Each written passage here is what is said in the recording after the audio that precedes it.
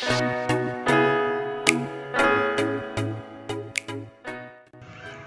penyebab timbulnya selisih antara laba rugi akuntansi dengan laba rugi fiskal.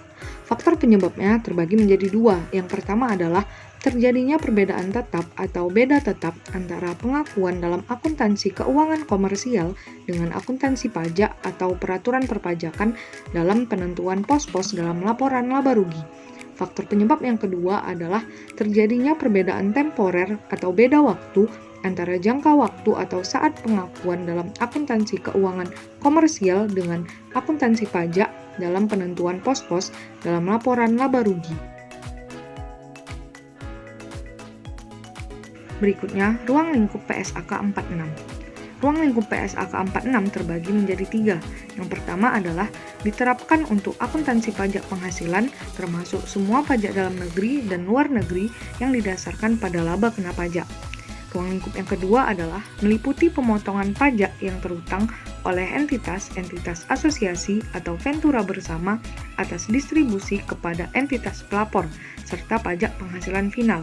Dan ruang lingkup yang ketiga adalah diterapkan untuk akuntansi perbedaan temporer yang dapat ditimbulkan oleh hibah pemerintah dan kredit pajak investasi. Selanjutnya, perbedaan temporer. Perbedaan temporer adalah perbedaan antara jumlah tercatat aset atau liabilitas dalam laporan posisi keuangan dan dasar pengenaan pajaknya.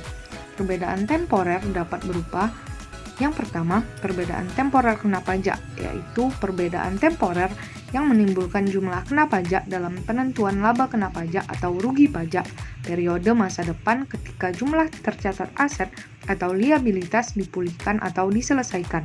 Yang kedua adalah perbedaan temporer dapat dikurangkan, yaitu perbedaan temporer yang menimbulkan jumlah yang dapat dikurangkan dalam penentuan laba kena pajak atau rugi pajak periode masa depan ketika jumlah tercatat aset atau liabilitas dipulihkan atau diselesaikan. 4. PT XYZ merupakan perusahaan yang bergerak di bidang industri tekstil. Pada tanggal 1 Januari 2020 membeli sebuah mesin tenun seharga 1 miliar rupiah. Ditaksir umur ekonomis mesin ialah 5 tahun. Untuk perhitungan laba akuntansi atau komersial mesin tersebut disusutkan berdasarkan metode garis lurus 20% setiap tahun. Namun, untuk tujuan perhitungan laba rugi fiskal, manajemen memilih metode saldo menurun atau declining balance method yang diperkenankan oleh peraturan pajak penghasilan dengan persentase penyusutan 50% per tahun dari saldo buku. Pada tahun 2020, perusahaan memperoleh laba akuntansi atau komersial sebelum pajak sebesar 5 miliar rupiah dan tarif pajak penghasilan yang berlaku ialah 25%. Yang ditanya, A. Berapakah pajak penghasilan dan laba akuntansi atau komersial setelah pajak tahun 2020? B. Berapa perbedaan temporer dan bagaimana penyajiannya dalam laporan keuangan 2020?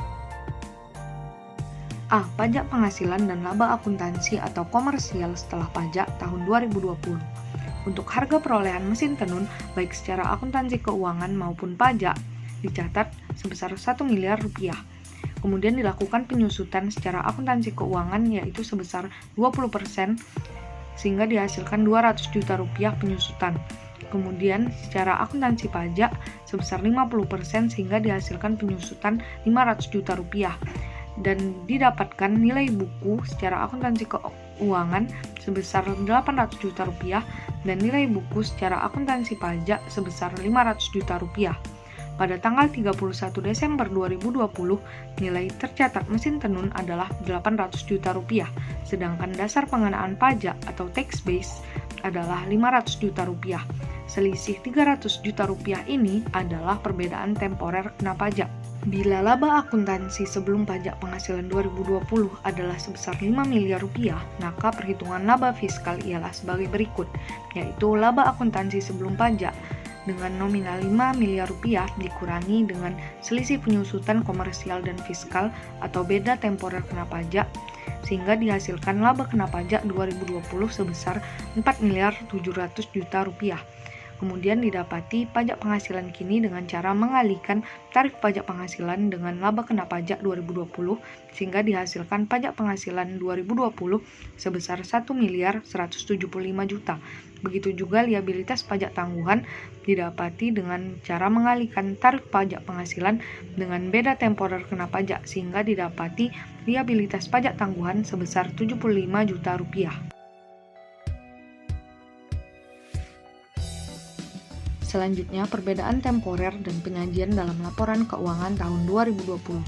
Perbedaan temporer didapati dengan cara mengurangkan penyusutan pada akuntansi komersial dengan penyusutan pada akuntansi pajak, sehingga didapatkan perbedaan temporer sebesar 300 juta rupiah.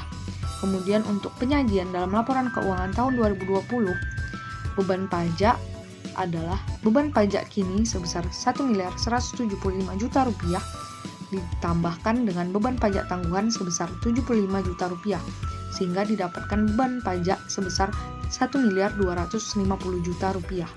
Perusahaan akan mengakui beban pajak dalam laporan laba rugi sebesar 1.250 juta rupiah dan liabilitas pajak tangguhan dalam laporan posisi keuangan sebesar 75 juta rupiah.